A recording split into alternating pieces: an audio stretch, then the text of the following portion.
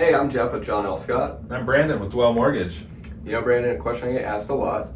What's the difference between a pre-qualification and a pre-approval? That's a popular question. I hear that from time to time as well. And it's a good question. I think it's worth asking because you get mixed messages out there in the world of the internet.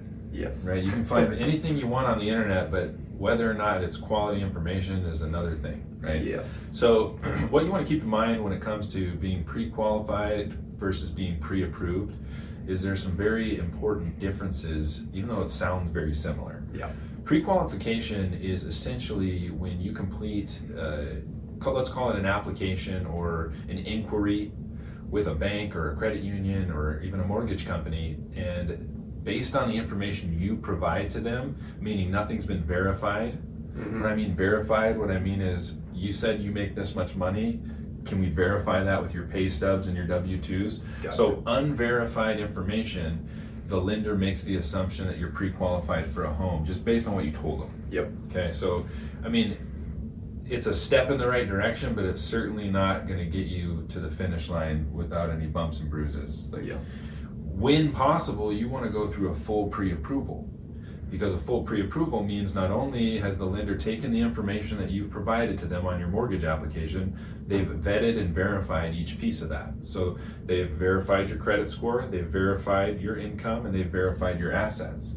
Okay. Because I could go online and say I have $50 million to put down as a down payment, and unless somebody verifies that, it doesn't mean anything. Exactly. Right? So you want to get to the point in the process, which is typically what happens during a pre-approval, where everything's been verified. Okay. Is that where you look at person's liabilities also? Oh yeah, that's all part of the credit report. Awesome. Yeah, so credit's pulled. That credit gives us your score, it gives us your debts, which are your liabilities, your monthly payments on those liabilities, and then we verify income and assets. We have enough information there to determine your pre-approval status for a home purchase. Great. Now another question. Yeah. What's the next step above pre-approval? Pre-underwritten. Yeah, so, or that's one way to put it. I like to call it a fully underwritten pre-approval. Ooh. Because now, I mean, I like to think of myself, Jeff, as a junior underwriter. I mean, I do everything and I look at everything the same way an underwriter is going to look at it. I'm just not an underwriter. Okay. Right? So an underwriter is licensed and qualified to make underwriting decisions for loans. That's not me 100%. Like, I'm educated enough to know what the underwriter is going to look for, but I'm not an underwriter. So the next step after pre-approval is giving all of that information that was verified and putting it in front of the underwriter and having the underwriter review and sign off on it and approve it. Okay. So they're basically approving everything that they would have to approve during the loan process anyways, ahead of time before you've even identified a home you want to purchase.